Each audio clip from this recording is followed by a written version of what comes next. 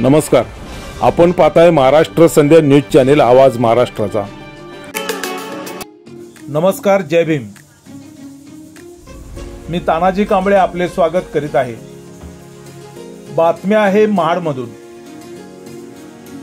अपरांत साहित्य कला प्रबोधिनीच्या वतीने तिसरी सम्यक साहित्य कला संगीती महाड येथील गोपाळबाबा वलंकर साहित्य नगरी भारतरत्न डॉक्टर बाबासाहेब आंबेडकर राष्ट्रीय स्मारक येथे 2 दिवस आयोजित करण्यात आली होती, त्याबद्दलची ही बातमी आहे। साहित्य कला संगीती युवकांसाठी प्रेरक ठरली। या संमेलनामध्ये अध्यक्ष भाषणात प्राध्यापक आनंद देवडेकर म्हणाले की शेकडो वर्षाच्या गुलामगिरीच्या प्रवासात आमच्या कित्येक पिढ्यांच्या ननिवेत असलेला बुद्ध विचार धम्मदीक्षा देऊन जाणीवेत आणून देणाऱ्या युगप्रवर्तक डॉक्टर बाबासाहेब आंबेडकर यांच्या प्रति कृतज्ञता व्यक्त करताना या बौद्ध आयडेंटिटीचं संवर्धन करणारी सृजनशीलता कार्यरत झाली, तर महाडच्या ऐतिहासिक क्रांतीभूमीत संपन्न झालेली ही सम्यक साहित्य कला संगीती भावी पिढ्यांसाठी प्रेरक ठरेल असा विश्वास त्याने या निमित्त व्यक्त केला।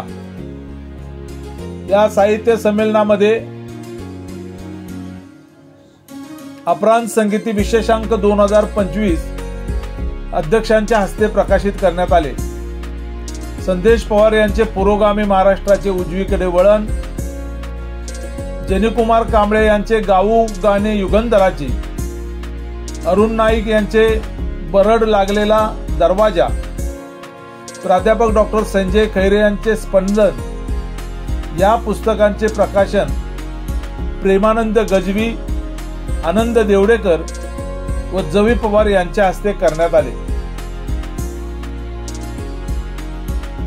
चित्र व पुस्तक प्रदर्शन, यावेळी चित्र प्रदर्शन लावण्यात आले।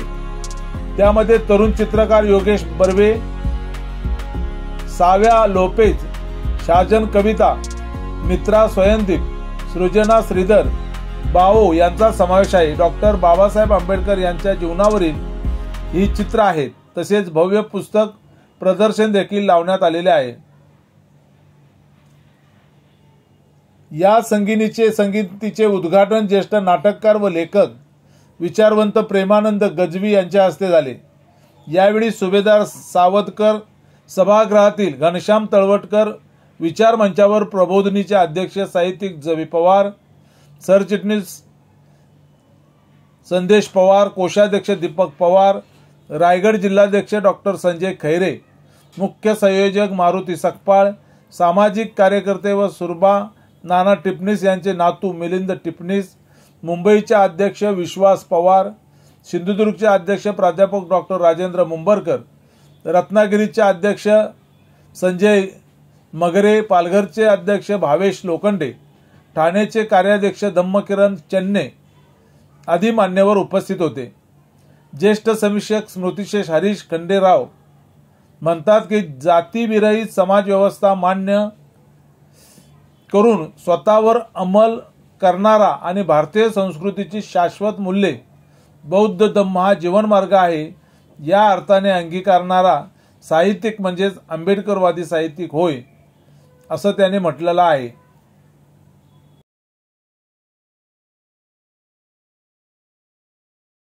यावेळी निमंत्रित मान्यवर कवींच्या कविता संमेलनामध्ये आंबेडकरी जलसा आणि रात्री भोजनानंतर गीत गायन कार्यक्रम सादर करण्यात आला।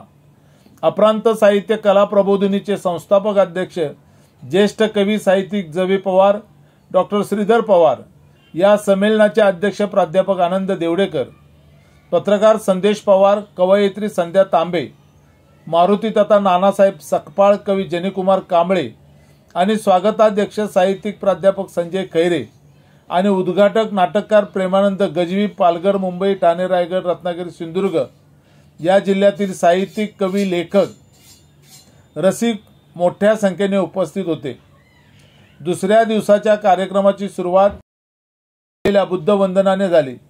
महाड येथील चौदार तळ्याच्या जवळील डॉक्टर बाबासाहेब आंबेडकर राष्ट्रीय स्मारकात ही संगीती पार पडली।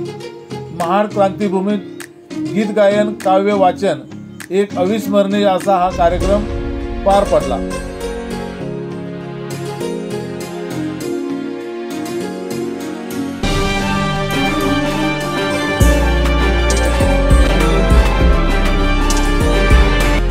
नमस्कार, आपण पाहताय महाराष्ट्र संध्या न्यूज चॅनेल आवाज महाराष्ट्राचा।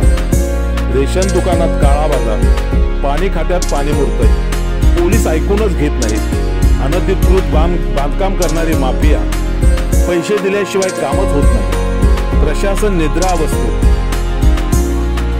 थांबा, घाबरू नका, आम्ही आहोत तुमच्यासोबत। समाजातील अनिष्ट प्रवृत्तींना आरसा दाखवण्याची आणि अन्यायाला वाचा फोडण्याची आम्ही हिंमत दाखवतो।